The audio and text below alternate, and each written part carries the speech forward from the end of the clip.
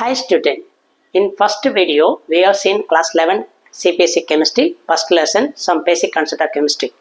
அதில் என்னென்ன பார்த்தோம் அப்படின்னா ஃபர்ஸ்ட் டாபிக் பார்த்தீங்கன்னா development of chemistry, second one importance of chemistry, third one properties of matter and their measurement, fourth topic uncertainty in measurement. அதில் என்ன பார்த்தோம்னா சயின்டிஃபிக் நோட்டேஷன் பார்த்துட்டோம். இன் அன்சர்டனிட்டி மெஷர்மெண்ட்டில் செகண்ட் டாபிக் பார்த்தோன்னா significant figure.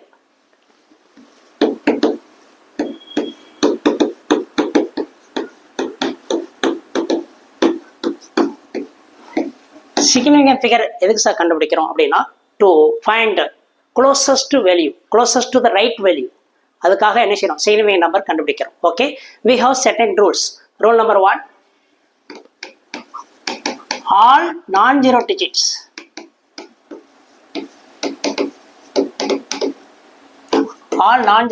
are significant. That is nothing but I give you example 2, 4, 5. But what is the significant figure for this? We can write 3. Okay, so these 3 numbers are non-zero digits. For this significant figure is 3. Okay, rule number 2, zeros between non-zero digits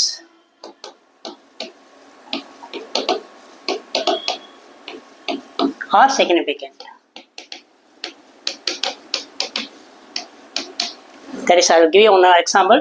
If it is 405, so we can write significant figure 3.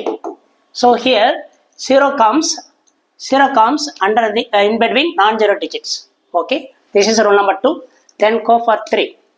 0 precedings are not significant.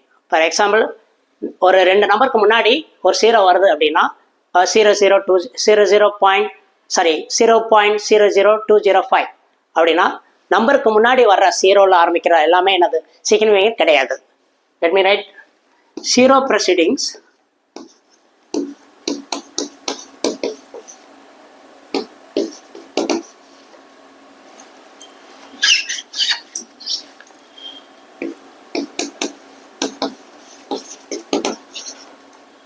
preceding non-zero digits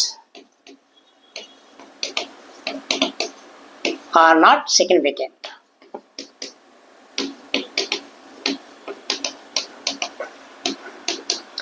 அதாவது என்னன்னா ரெண்டு நான்-ஜீரோ digits இருக்கு அப்படின்னா அதுக்கு முன்னாடி ஏதோ 0ல ஆரம்பிச்சிருச்சுன்னா அது significant கிடையாது.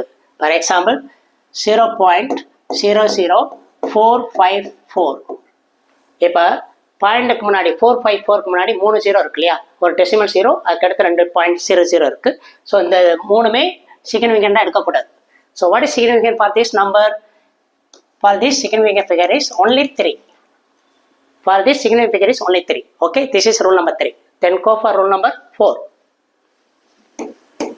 Rule number 4 என்னன்னு பார்த்தீங்கன்னா, இப்போ ஒரு நம்பருக்கு அடுத்து ஏதாவது 0 வருதுன்னு வச்சுக்கே, நம்பருக்கு அடுத்து 0 வருது, that also we can consider as a significant. But it should be decimal இருக்கணும். Let me tell you. For example 0.40400. So what is the significant for this? I can write only 3. இந்த 0 கன்சிடர் பண்ணக்கூடாது. இந்த 0.4க்கு அடுத்து வர்ற zeros we can consider as a significant. But suppose 100 வந்துச்சுன்னா இந்த நம்பருக்கு அடுத்து வரக்கூடிய 0வை we can call this is terminal zeros. இந்த terminal zeros சொல்லுவோம். இது வந்து significant கிடையாது. இந்த significant கிடையாது. இதனுடைய significant figure பார்த்தீங்கன்னா we can write only 1. இந்த 100க்கு significant figure பார்த்தீங்கன்னா only 1. Why it is so னா டெசிமலுக்கு அடுத்து வர 0 தான் will be considered as significant. ஓகேவா, இங்கே வந்து டெசிமல் பாயிண்டே வரல. ஸோ only 100 இருக்கு. 100 can be written. இப்போ 100.0 வந்துச்சுன்னா significant. But only 100ல it is comes up 100 தான் இருக்கு. அப்போ இந்த லாஸ்ட் 200 வந்து are not significant. ஓகேவா, keep in mind. Then fourth one, suppose 2 balls are 20x இந்த மாதிரி கொடுத்துட்டாங்கன்னா இதுக்கு என்ன சார் சிக்னிஃபிகன்ட்? இதுக்கு வந்து இன்ஃபினைட் நம்பர் ஆஃப் சிக்னிஃபிகன்ட் இருக்கு. இதுக்கு இன்ஃபினைட் நம்பர் ஆஃப் சிக்னிஃபிகன்ட் இருக்கு. ஸோ இந்த மாதிரி பால்ஸ் எக்ஸ் கொடுத்தாங்கன்னா this can be return as 2.00000 எழுதலாம். ஓகேவா, so this two have infinite number of significant. So these are the rules. Totally 5 rules we have for significant. Let us find some more example for addition and even for multiplication. Okay. let's see that. Let me go for addition. Addition எதில் பார்க்க போகிறோம்? significant figureல பார்க்க போகிறோம்.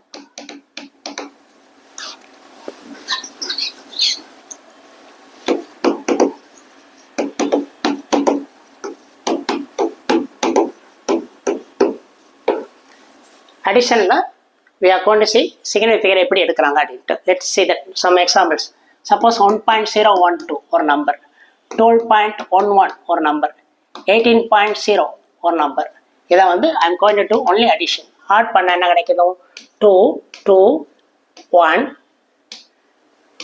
11 remainder 1, 31. So we'll be getting answer 31.122. இது ஆக்சுவலாக அடிஷனோட value கரெக்டா? But இங்கே significant figure பார்க்குறப்ப எது அந்த 3 நம்பர்ல கொடுத்துருக்க 3 நம்பர்ல இருக்கிறதுலே கம்மியான நம்பர் இருக்கு, கம்மியான டெசிமல் பாயிண்ட் இருக்கு. இப்போ பார்த்தீங்கன்னா இதில் பாயிண்ட்டுக்கு அடுத்து எத்தனை இருக்கு? 3 டெசிமல் இருக்கு. இதில் பாயிண்ட்டுக்கு அடுத்து 2 டெசிமல் இருக்கு. இது வந்து பாயிண்ட்டுக்கு அடுத்து 1 டெசிமல் தான் இருக்கு. So this also have to convert into பாயிண்ட்டுக்கு அடுத்து 1 டெசிமலை கன்வெர்ட் பண்ணணும். So then if you account convert பாயிண்ட்டுக்கு அடுத்து 1 டிஜிட் அப்படின்னா இப்போ பாருங்களேன் கவனி 13.122 இருக்கு இல்லையா? இது வந்து 13.1 ஓகேவா? 13.1 we can consider. Why it is so அப்படின்னா இதை வந்து இங்கே ரவுண்டிங் அப் ரூல்ஸ்லாம் அப்ளை ஆகுது. ரவுண்டிங் அப் ரூல் என்னது? What is rounding up rule? Let me tell you in short.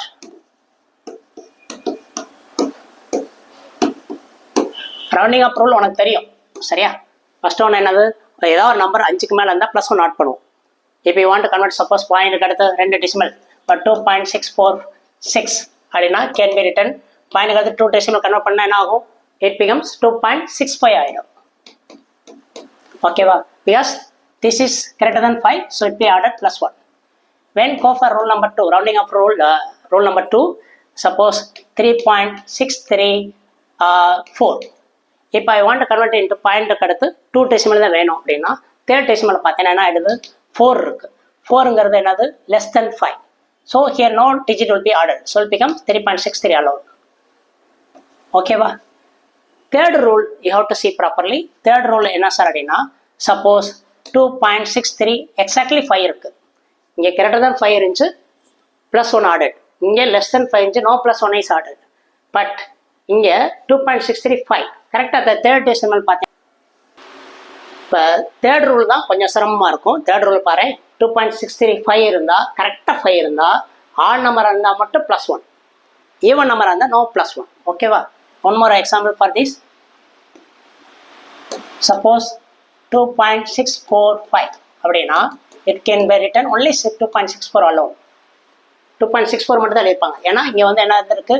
Even number வந்திருக்கு. ஈவன் நம்பரில் 5 வந்தால் நோ +1, +1 கிடையாது. பட் ஆட் நம்பரில் கரெக்டாக 5 வந்தால் +1. ஓகேவா? This is the rounding up rules. இங்கே ரவுண்டிங் அப் ரூல்ஸ் ரவுண்டிங் அப் ரூல்ஸ் எனக்கு வந்து பாயிண்ட் எடுத்து இங்கே 1 டெசிமல் தானே இருக்குது.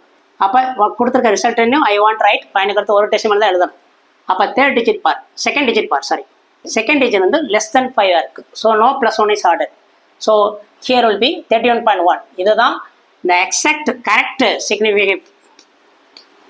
significant figure is 31.1க்கு என்னது? that is 3. இதுதான் ரிசல்ட்டு. இதுக்கு சிக்னிஃபிகன்ட் ஃபிகர் பார்த்தீங்கன்னா ஆன்சர் 3. ஸோ இதோட ஆன்சர் கரெக்ட் சிக்னிஃபிகன்ட் ஃபிகர் பார்த்தீங்கன்னா இது எழுதணும். என்ன சொல்லணும்? 3ன்னு சொல்லணும். Okay let's go for next topic.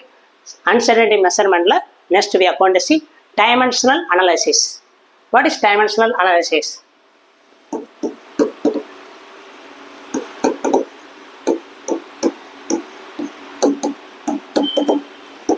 Dimensional analysis என்ன சார் அப்படின்னா ஒரு யூனிட்டை இன்னொரு யூனிட்டை கன்வெர்ட் பண்ணுறது. ஓகேவா? For example you can convert ஒரு இன்ச்சு வந்து சென்டிமீட்டராக மாற்றலாம், மீட்டருக்கு இப்போ லிட்டராக மாற்றலாம், மீட்டருக்கு இப்போ சென்டிமீட்டருக்கு இப்போ மாற்றலாம். இந்த மாதிரி கன்வெர்ட் பண்ணுற பேர் தான் dimensional analysis. Okay let see that some 3 examples. Okay example 1 பார்த்தேன்னா ஒரு இன்ச்சுங்கிறது எத்தனை சென்டிமீட்டர்? ஒரு இன்ச்சுங்கிறது என்னது? 2.54 centimetre. 2.54 centimeter. Let me write clearly. 2.54 centimeter. இப்போ எனக்கு 3 இன்ச்சுக்கு சென்டிமீட்டராக மாற்றணும் சார் அப்படின்னா 3 inch equal to அப்படியே மல்டிப்ளிகேஷன் தான். சேம் லைக் சின்ன கிளாஸில் படிச்சுப்போம் இல்லையா? அதே மாதிரி 3 இன்ட்டு என்னது? 2.54 into 3 will be getting answer 7.62 centimeter கிடைக்கும். இது வந்து இன்ச்சை எப்படி சென்டிமீட்டராக மாற்றுறது. ஸோ இதே மாதிரி we can see some more example. Like example 2 பார்த்தேன்னா லிட்டரை எப்படி சென்டிமீட்டர் கியூப்பாக மாற்றுறது. இப்போ நமக்கு தெரியும் we know that ஒரு லிட்டர்னா எவ்வளோ சென்டிமீட்டர் கியூப், 1000 சென்டிமீட்டர் கியூப். அப்போ 2 liters can be written 2 into 1000.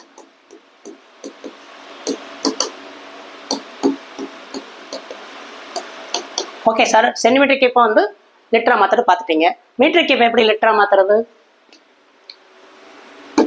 Example 3 1000 litre சேர்ந்தால் தான் 1 மீட்டர் கியூப். அப்போ இப்போ ஐ வாண்ட் ஒன்லி 2 லிட்டர் வேணும்னா I can write 1/1000 metre cube into 2. Okay, it can be written as 0.002 metre cube வரும். இதை எப்படி sir எனக்கு சயின்டிஃபிக் நோட்டேஷன் படி எழுதுறது? அப்போ பாயிண்ட்க்கு அடுத்த 3 நம்பர் இருக்கு இல்லையா, அப்போ ஐ வாண்ட் ஆல்வேஸ் பாயிண்ட்க்கு அடுத்து ஒரு டெசிமல் வேணும். சரியா, இங்கே இருக்கலாம் 0 தான் இருக்குது. ஸோ இந்த 2ங்கிற பிளேஸில் நான் நம்பர் பிளேஸ் பண்ணணும், பாயிண்ட் பிளேஸ் பண்ணணும். அப்போ என்ன ஆகும், நம்ம ஆன்சர் என்ன ஆகும், 2.0 into 10 to the power எத்தனை டிஜிட் முன்னாடி போகிறேன், 3 டிஜிட் போகிறேன். அப்போ 10⁻³ மீட்டர் கியூப். இதுதான் 2 லிட்டருடைய ஆன்சர். 2 லிட்டரை நான் மீட்டர் கியூப்பாக மாற்றிருக்கேன்ப்பா. சரியா, இது example 2. Example 3. Okay, let us go for now example 4.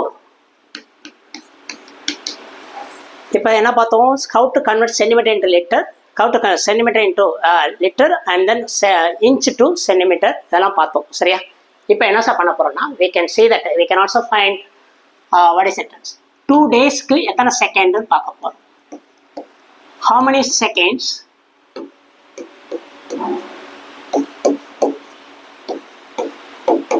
in 2 days? How many seconds in 2 days அப்படி பார்க்க போகிறோம். சப்போஸ் we know that ஒரு மினிட்னா எவ்வளோ செகண்ட், 1 மினிட்னா 60 செகண்ட் சொல்லுவோம், 1 ஹவர்னா 60 மினிட். அப்போ 1 ஹவர் நான் மினிட்டை வந்து 6 மாற்றணும்னா 60 into 60 செகண்ட் வந்துடும். இது வந்து 1 ஹவருக்கு. ஓகேவா, 1 டேக்கு எவ்வளோ ஹவர்ஸ் இருக்குது, 24 ஹவர்ஸ் இருக்குது. அப்போ 24 ஹவர்ஸ்னா 24 into 60 into 60. ஓகேவா, இப்போ அதே ஃபார் 2 டேஸ் கேட்டாங்கன்னா இந்த 2-ஐ மல்டிப்ளை பண்ணிக்கணும், 2 into 24 ஹவர்ஸ். அப்போ என்ன ஆகும், 2 into 24 into 1 ஹவருக்கு எவ்வளவு, 60 into 60 செகண்ட்ஸ். ஸோ இதெல்லாம் மல்டிப்ளை பண்ணால் வர்றது answer. we can multiply here. என்ன சார் வரும், 6 6 36, 2 into 24 48. So we can multiply 48 into 36.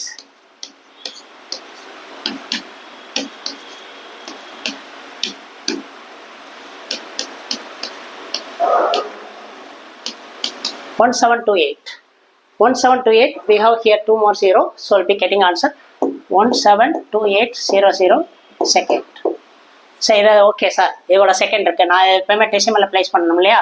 அப்போ என்ன ஆகும், 1.728 10 to the power ப்ளஸில் வருமா மைனஸில் வருமா, ஏன்னா பெரிய நம்பர் சிறுசாக மாத்திரம் இல்லையா. அப்போ 10 பவர் என்னது ப்ளஸில் வரும். அப்போ எத்தனை நம்பருக்கு முன்னாடி புள்ளி கொடுத்துறேன், கவனி, 1 2 3 4 5 5 நம்பருக்கு முன்னாடி புள்ளி கொடுத்துறேன். அப்போ 10 to the power 5 ஆகிடும். So that's all about dimensional analysis. ஓகேவா, dimensional analysis இவ்வளோ தான்ப்பா. let us go for now next topic, uncertainty measurementல we studied about scientific notation பார்த்தோம், significant figure பார்த்தோம், significant figureல rounding up சேர்த்து பார்த்துட்டோம். சரியா, after rounding off significant figures we went up to dimensional analysis. Now we will go for another topic, that is in book 1.5, law of chemical combination. law of chemical combinations. புரியுதா? So law of chemical காம்பினேஷன்ஸில் என்னென்ன laws இருக்குது, நம்ம 9th படிச்சிருப்போம், 2 law படிச்சிருப்போம். Law of conservation of mass, law of definite proportion, இந்த மாதிரி படிச்சிருப்போம். இங்கே வந்து லா ஆஃப் கெமிக்கல் காம்பினேஷன் நமக்கு 11th ஸ்டாண்டர்ட் பொறுத்தளவில் மொத்தம் 5 லா இருக்குப்பா. சரியா, லா ஆஃப் கெமிக்கல் காம்பினேஷனில் மொத்தம் 5 லா இருக்குது. They are law of conservation of mass,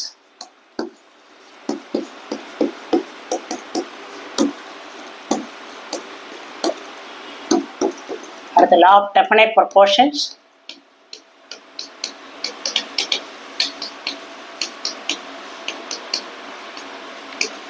another name of law of definite proportion we can write law of constant proportions.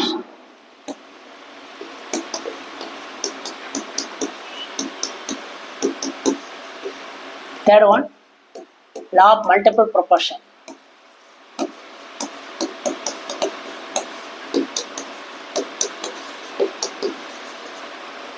Fourth one, Kay-Lussac law.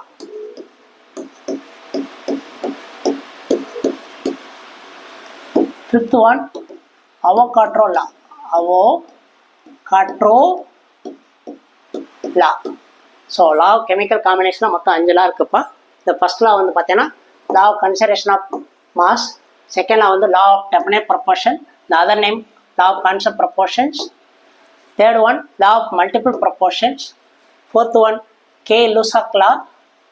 Fifth one, Avogadro law. It's a very important topic pa. This topic should be learned clearly, okay? கொஞ்சம் கரெக்டாக படிச்சுக்கோங்க. Then only it will be useful for doing sumமுக்கெல்லாம் இது ரொம்ப பயன்படும், okay? We are going to see one by one. First law என்னது? Law of conservation of mass.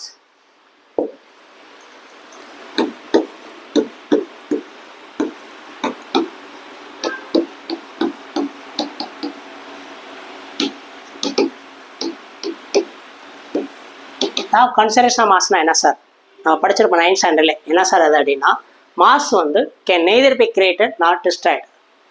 Mass வந்து ஆக்கவோ அழிக்கவோ முடியாது. இருக்கிற மாஸ் அப்படியே தான் இருக்கும். ஒரு ரியாக்டன்ல இருக்கிற மாஸ் எவ்வளவோ அவ்வளோ மாஸ் ப்ராடக்ட்ல இருக்கும், ஓகேவா? For example you can see that. ஏதாவது ஒரு சிம்பிள் எக்ஸாம்பிள் எடுத்துக்கோ. Carbon plus oxygen gives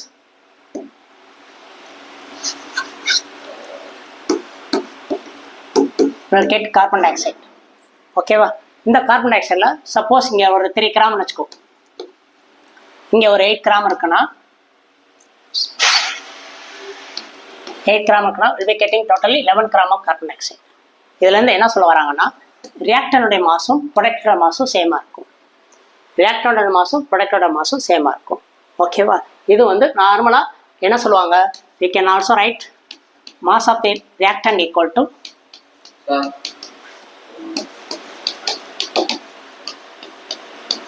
mass of the product. ரியாக்டனில் மொத்தம் மாசம் கூட்டிக்கும். 3 + 8 கூட்டினா எவ்வளோ வருது? 11 வருது. அப்போ ப்ரொடக்டோட மாசும் 11 வரும். ஸோ இதுதான் ரியாக்டனோட மாசும் ப்ரொடக்டோட மாசும் சேமாக இருக்கும். இதுதான் law of conservation of mass. இதோட டெஃபினேஷன் பார்த்தீங்கன்னா, mass can be neither created not destroyed, ஓகேவா? Okay, let us go for second law, law of definite proportions.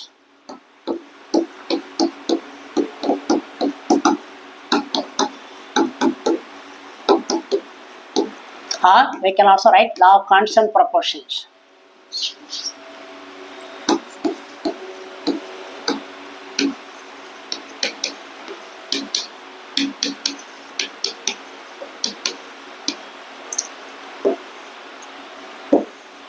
Okay, what is law of constant proportion or definite proportion அப்படின்னா ஒன்றும் இல்லை sir. ஒரு chemical சப்ஸ்டன்ஸில் எலமெண்ட்ஸ்லாம் வந்து involve ஆகிற எலமெண்ட்ஸ்லாம் என்னன்னா it will be having fixed ரேஷியோவில் இருக்கும். அப்படின்னா என்ன சார் அப்படின்னா, இப்போ hydrogen react with oxygens will form H2O.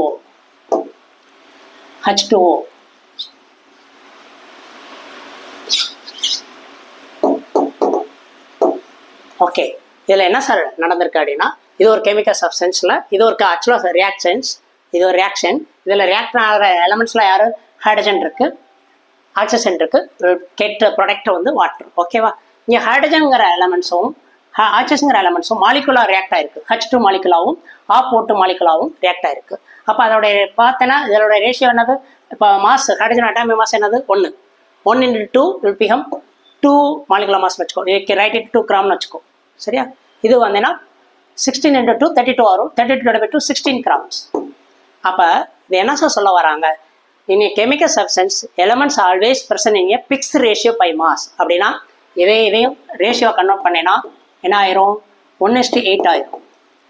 So 1:8ங்கிற ரேஷியோவில் இந்த ஹைட்ரஜனும் ஆக்சிஜன் மாலிகுலும் ரியாக்ட் ஆகி என்ன கொடுத்துருக்கு? வாட்டரை கொடுத்துருக்கு. ஸோ இதுதான் concept.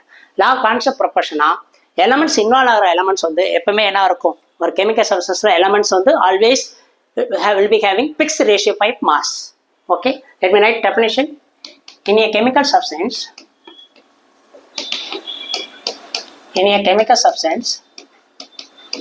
elements are always having fixed ratio by mass.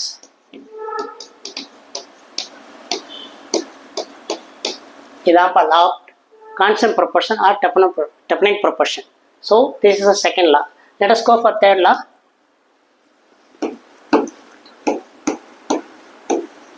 Law of multiple proportion.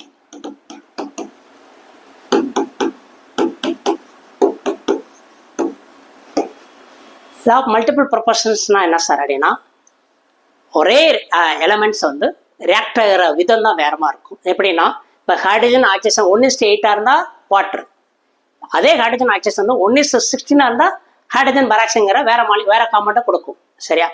ஒரே எலமெண்ட் வந்து வேற ரேஷியோவில் ரியாக்ட் ஆகி வேற காம்பவுண்டை கொடுத்துச்சுன்னா அது பேர் மல்டிபிள் ப்ரொபோர்ஷன். அது வேற ப்ரொபோர்ஷனில் வேற காம்பவுண்டை கொடுக்கும். சரியா? Okay, let's see some example first. H2 plus half O2 gives H2O. இதில் ஹைட்ரஜனுக்கும் ஆக்சிஜனுக்கும் என்ன ratio? 1:8. 1:8. Okay, keep in mind. When go for H2 plus when only O2 will get H2O2. H2O2 is nothing but hydrogen peroxide.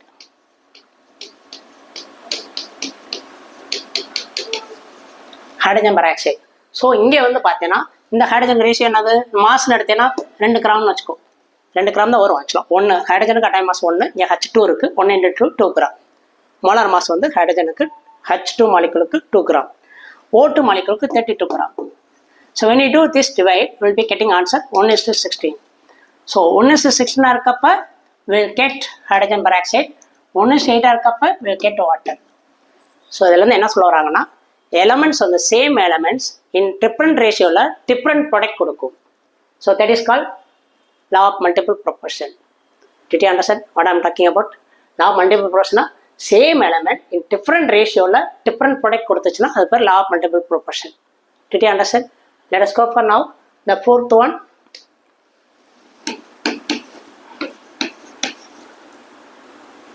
Gay-Lussac law.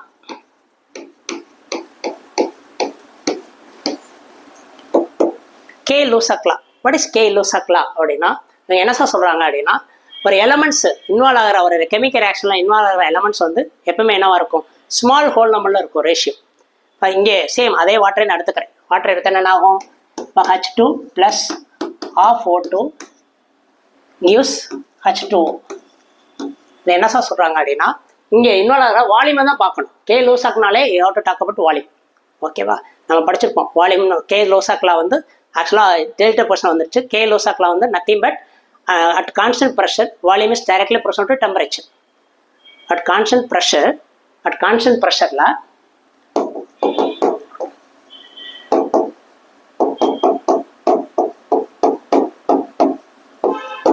volume is directly proportional to temperature. இது நார்மலா இருக்கக்கூடிய Gay-Lussac law. ஓகேவா? But here in law chemical combination என்ன sir பார்ப்போம் அப்படின்னா H2 1 mole இருக்கனால let me take it as 100 ml எடுத்துக்கிறேன். சரியா? 100 ml. Let me write here 100 ml. half O2னா half mole தான் இருக்கு. only half mole இருக்கு. That means I will make it half mole means 50 ml. இதில் பாதியாக எடுத்துக்கிறேன். இது 1 மோல்னால 100 எடுத்துக்கிட்டேன். I just assumed. ஓகே, இது 1 மோல்னால 100 ml. இது half mole means 50 ml. அப்போ இது எவ்வளோ கொடுக்குது? 1 மோல் தான் கொடுக்குது. 1 மோல் means 1 மோல் தான் கொடுக்குது. 1 mole means nothing but we can take same 100 ml.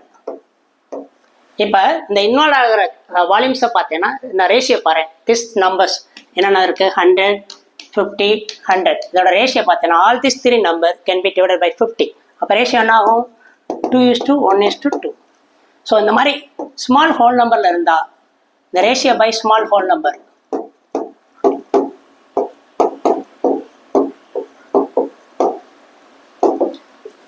இந்த ratio by small whole number இருந்தால் இதுதான் என்னது? Gay-Lussac law.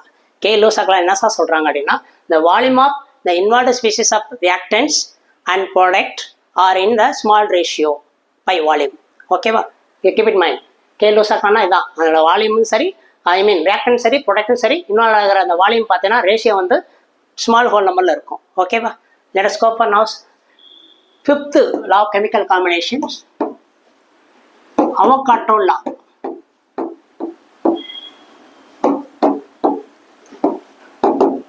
அவகாட்ரோ லா என்ன சார் சொல்கிறாங்க அப்படின்னா சேம் ஹியர். அங்கே எப்படி பார்த்தோம், அட் கான்ஸ்டன்ட் ப்ரெஷரில் நடந்துச்சு கே லூசக்லாம். பட் ஹியர் வந்து அவகாட்ரோ லால என்ன சார் சொல்கிறாங்க, at constant pressure and temperature. At constant ரெண்டுமே இல்லைன்னா you can say at constant பதிலாக you can use same. At same pressure and temperature.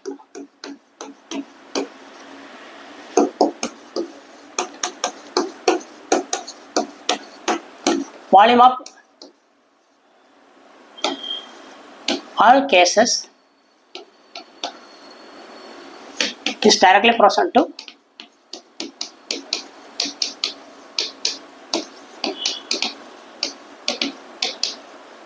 number of molecules. இதை வேற விதமா சொல்லலாம். எப்படி சார் சொல்லலாம், இங்க வந்து வால்யூம் ஆஃப் ஆல் கேசஸ் பதிலா என்ன செய்யலாம், same volume of gases will be having, or we can write equal volume of cases will be having equal number of molecules. இங்க வந்து equal number of molecules எழுதிக்கலாம். You can also write directly proportional to number of molecules. ஓகேவா, there is nothing but V directly proportional to N. இதுல at same pressure and temperature இந்த incident நடக்கும். ஓகேவா, இதான் இப்போ Avogadro law. So we study here law of chemical combinationல மொத்தம் 5 லா இருக்கு. First லா பார்த்தீங்கன்னா law of conservation of mass, second one law of definite or constant proportion, third one law of multiple proportion, fourth one K Lussac law, fifth one Avogadro law. Okay, that's all about video 2. So let's see the remaining parts in video 3. Thank you.